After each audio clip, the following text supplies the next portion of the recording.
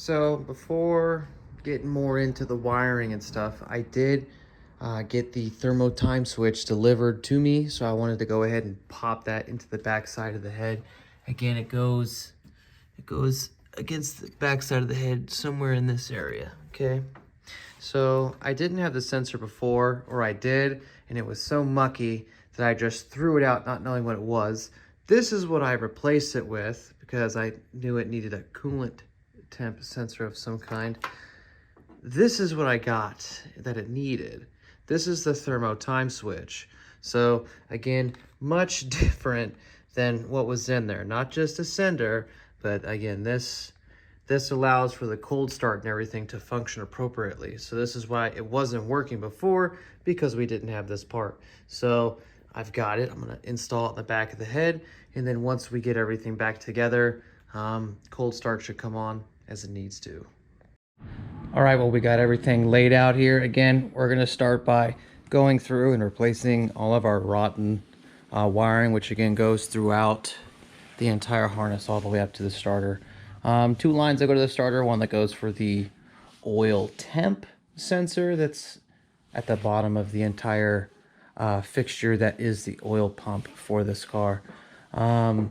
I'm gonna go ahead and I'm gonna do each line one at a time, put them back in place as I see fit, and then we're gonna go through and clean up and, you know, clean up the loom of the harness so we can get it ready to put back into the car.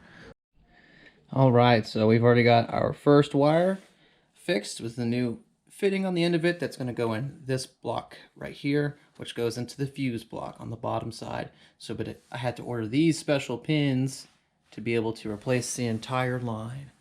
So at least to do it right. Okay, so gotta try to pop this little tab. I know I can stick a piece in here, push that down so I can pull the entire piece out. Just like that. We're gonna replace, again, this is the end of one of the lines that was bad, and it looks like it's got another wire that, you know, goes into this piece here. So we're gonna go ahead and make it look like that, put the new deal on it.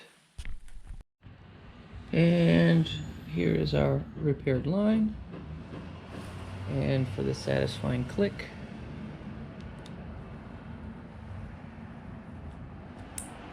beautiful.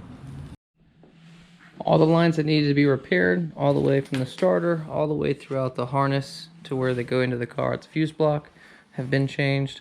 Some things that I unfortunately had to cut, I did go ahead and go back in and add some really nice Deutsch connectors for. I'm still going to wrap the harness up, make it clean and look nice before it goes back into the car.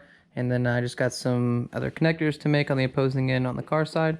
And we're ready to drop this in. I will show you it as soon as I've got it all wrapped up. All right, and as you can see here, I've got the entire harness all cleaned up. I did put a split loom covering over the entire harness after I was done making my repairs, adding my Deutsch connectors and such, and again replacing all the lines back to the main bulkheads that go into the fuse block. So I'm gonna go ahead and take the time now and take this and put it back into the car. I'm gonna be spending quite a bit of time underneath the dash and then on the other side, you know, manipulating the fuse block, and we're gonna get this back in, so I'll show you guys what's up. So at first glance, it looks like a mess, right? I mean, naturally when you pull things apart, they do. But I've already got the main portion of the harness fed through the car that has to go under the dash. Everything else is kind of laying out here. This part should be pretty straightforward. Lay it back into place, reconnect everything.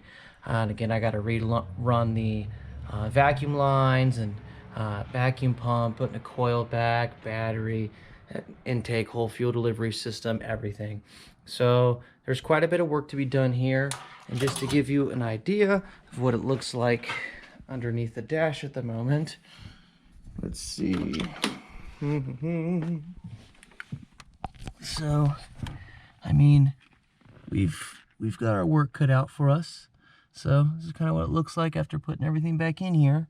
It looks like a jumbled mess, but in fact I have you know, kind of zip some things up out of the way so I can, you know, have a line of sight of where all my wiring and stuff is going. I've got the main powers that go back to the fuse block reconnected, and I had a fuse block connector similar to the shape of this guy here, but is one that tangs to the bottom of the fuse block. So those are already back in place. Everything else that I have here, I just have to reconnect back and kind of let this stuff sit lax, put the fuse block holder and stuff back in that holds everything in here all pretty, and then I'll show you guys what it looks like outside. So we pretty much got everything back together. Our fuel distribution and air mass flow unit is back in the car. This tricky boot has been worked back into place. Went through and made sure that there's no vacuum leaks like what I had discovered with a buddy of mine last time I ran this.